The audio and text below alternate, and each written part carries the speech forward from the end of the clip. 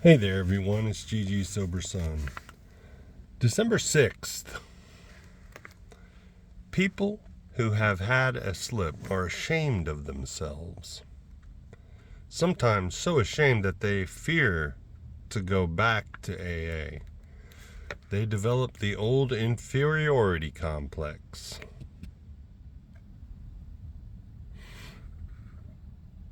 And tell themselves that they are no good and that they have let down their friends in AA, that they are hopeless and that they can never make it. This state of mind is perhaps worse than it was originally. They have probably been somewhat weakened by their slip, but their AA training cannot ever be entirely lost. They always know they can go back if they want to. They know there is still God's help for them if they will again ask for it. Do I believe that I can never entirely lose what I have learned in AA?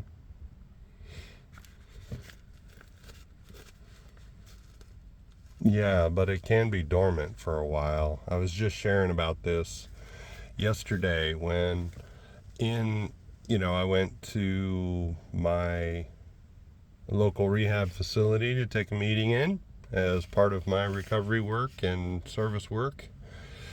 And I shared about how after years of being out of AA, not drinking, but I felt like I spiritualized my departure from AA, telling myself, and I didn't tell myself this verbally, right? I didn't consciously tell myself this, but basically I told myself that I had graduated spiritually from AA. In retrospect, that's what it amounted to. I thought I had graduated spiritually from AA and that I could just go to church only. I may have shared this before. I love my church. I go to basically an AA church. And it's AA in that they're willing to lay their cards on the table in many cases. The pastors are willing to admit that they don't have it all together, that they are preaching to themselves as much as they're preaching to anybody else when they get up there, and are inspired to share their failings.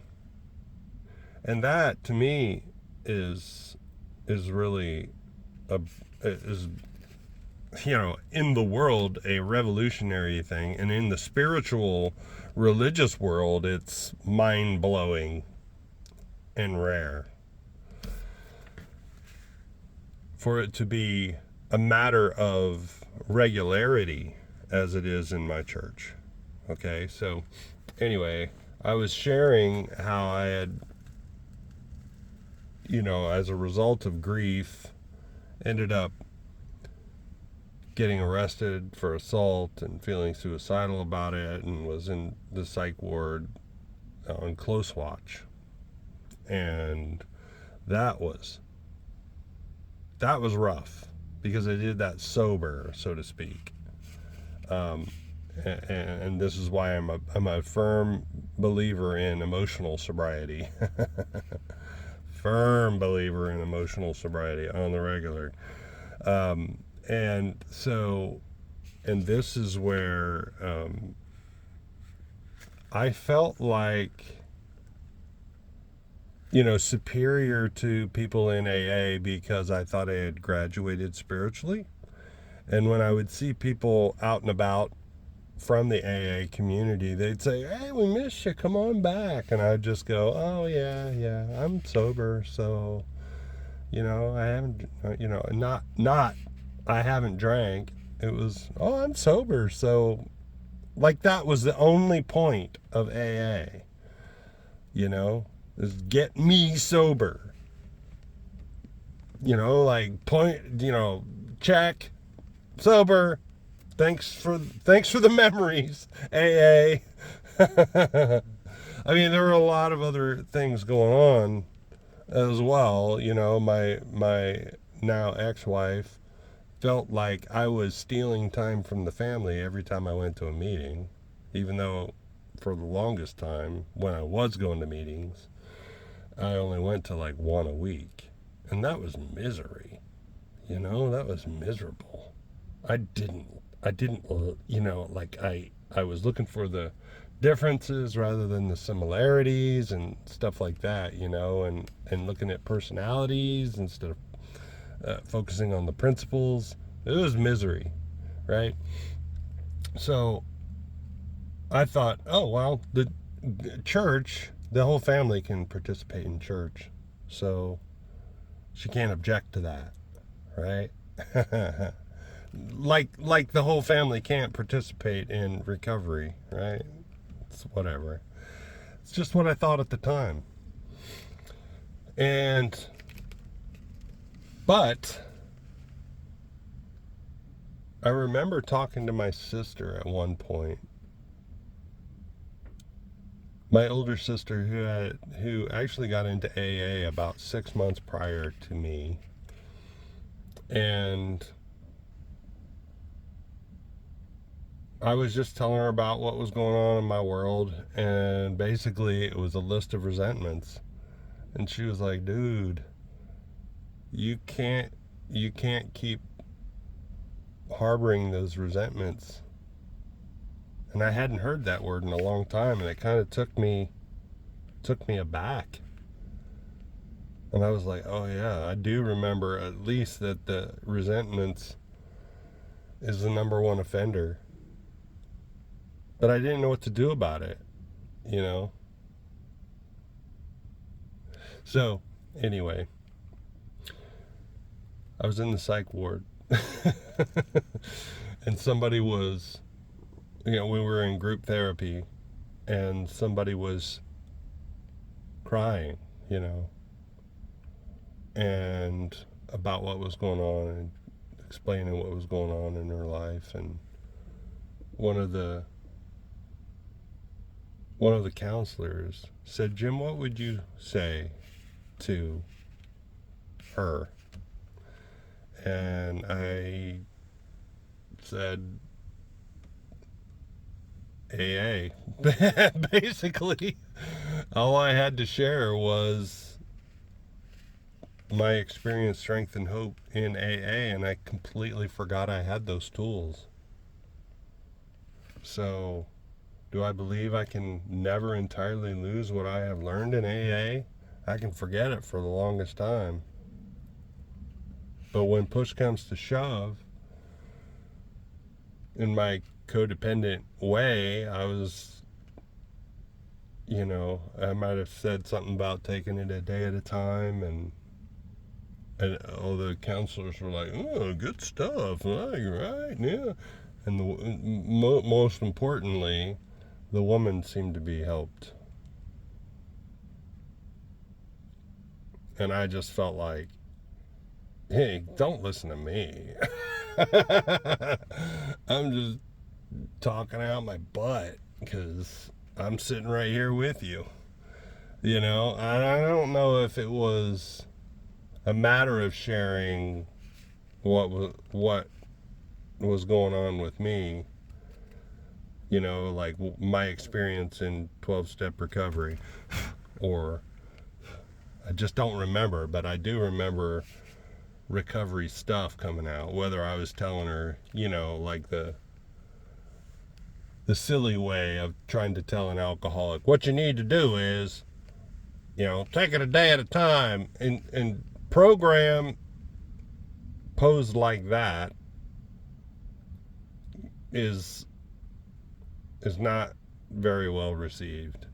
That's why, and I say this all the time, I'm so grateful this step one does not say you must admit you're powerless over alcohol and that your life is unmanageable. It just says we admitted we were powerless over alcohol. that our lives had become unmanageable. If you find yourself in the same boat, you got fellow travelers that can help you into the lifeboat. Into if you find yourself in the same sinking ship, then we'll help you into the lifeboat. Basically, is the way that is phrased is what that means. I know that now. So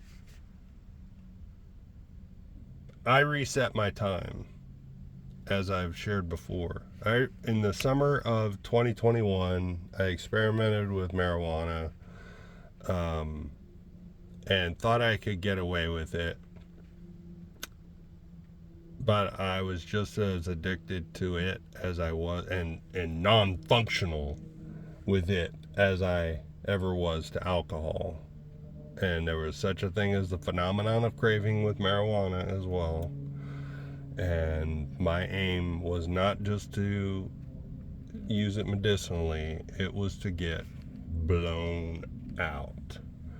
And so I could have, I guess, established my own Marijuana Anonymous meeting and got a silver chip or a white chip or whatever kind of chip they got for beginner, and set a sobriety date and MA. But I found that I was avoiding AA meetings, and so I do know that even though at this point now I'm 2 years sober, over 2 years sober, doesn't mean I forgot everything that I learned, and for as much as I really held on to my sobriety date for a lot of years, that was hugely important to me, but it also made me feel uncomfortable at times, that like so I still haven't had a drink since June of 1992, right? But with that came, like, I don't know, an expectation on, like, I felt like I should carry myself in a certain way or something. I don't know. It was just silly. And I was starting to get uncomfortable about the number of years chips that I was picking up for whatever reason. And so for me, it was kind of a relief to reset my time after I did it. It wasn't easy, though. After I did it, it was just, okay, now I don't have to keep up a facade. I can just be me. I can just be Recovery Jim, instead of, yeah, anyway. So, yeah, I guess I would agree with that. I believe that I can never entirely lose what I've learned in AA. What I've learned. And even my sobriety time, my time in sobriety can't be lost either. Because I didn't earn it. I didn't earn that time. It's just time. Being in the military for over 20 years, rank was a big deal. But I love that the highest rank I can go in AA is sober. That's the highest rank, sober. So I'll keep coming back. Meditation for the day. Nobody entirely escapes temptation. Boy, this last week or so has been heavy on slips and temptation. It's kind of unnerving. Nobody entirely escapes temptation. You must expect it and be ready for it when it comes. None of us is entirely safe. You must try to keep your defenses up by daily thought and prayer. That is why we have these daily meditations. You must be able to recognize temptation when it comes. The first step toward conquering temptation always is to see it clearly as temptation and not to harbor it in your mind. Dissociate yourself from it. Put it out of your mind as soon as it appears. Do not think of excuses for yielding to it. Turn at once to the higher power for help. I like that. Yeah, that notion of dissociating from it and,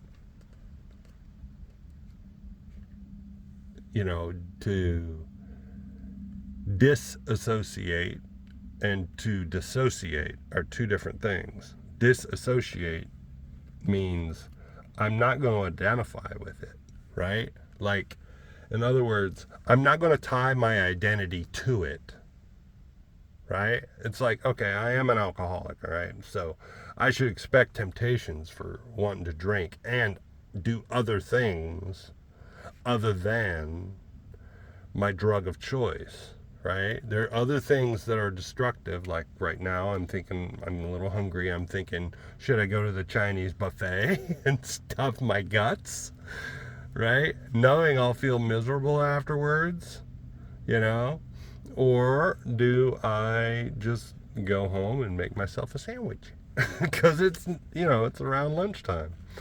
So, there's other things, but okay, so here's what I've been introduced to.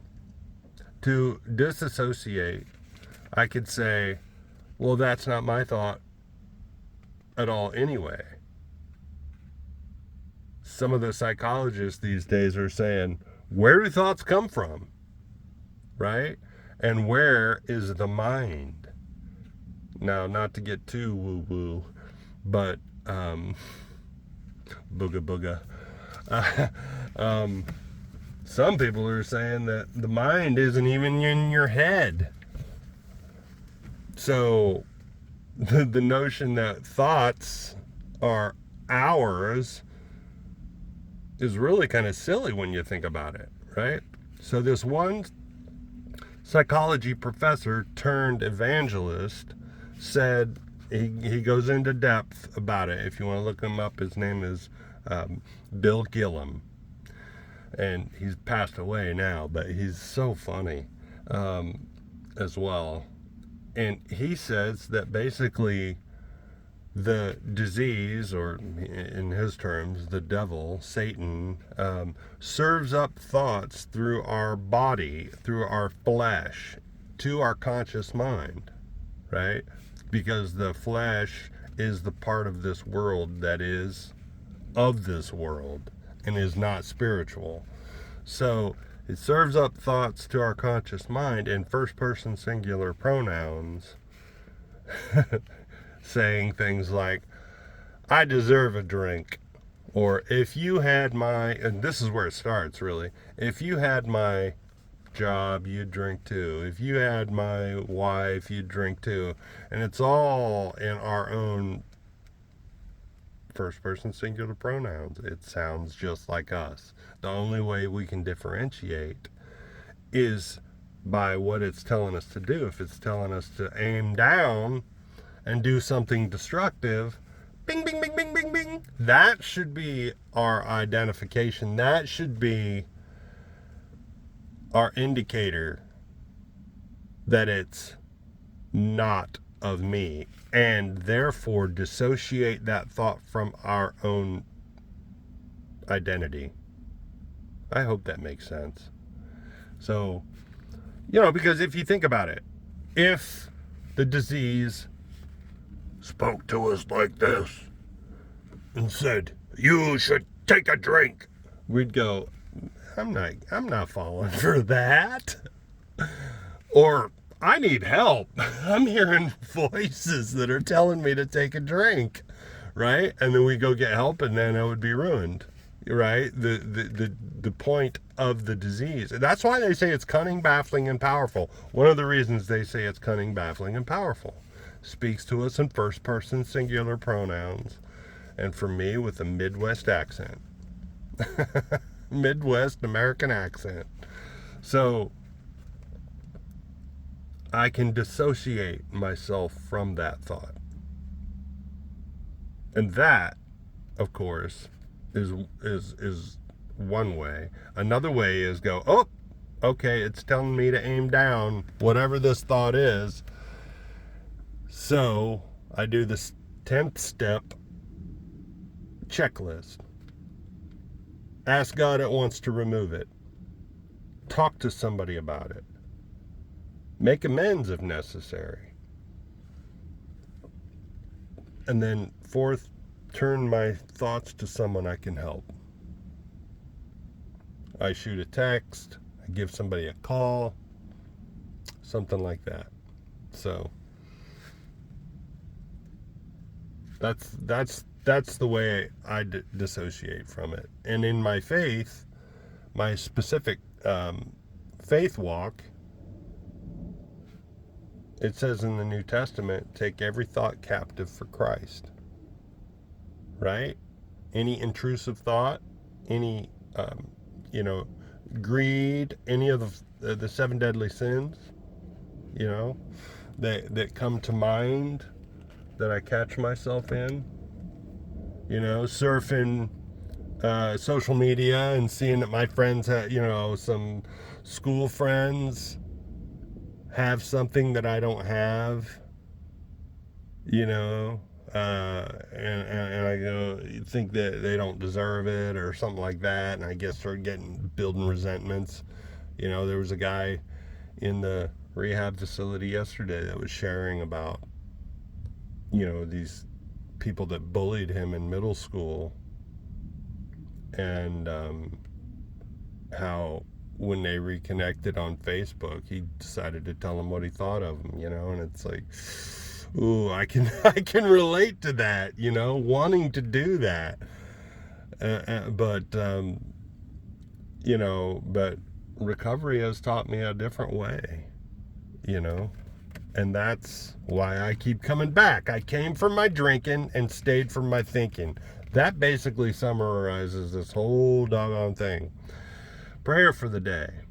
I pray that I may be prepared for whatever temptation may come to me. I pray that I may see it clearly and avoid it with the help of God. And that's exactly what I was just talking about. See it for what it is, that it's not my thoughts, that it's the disease speaking to me in first person singular pronouns, trying to get me to be full of self-pity and resentment and anger and jealousy and all these seven deadly sins, and fake me out and get me to buy that nonsense and go for it. And then I indulge in these things. I indulge in grandiosity even.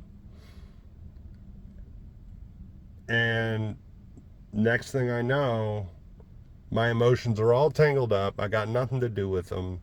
I got nothing. I can do nothing with them but try to numb out.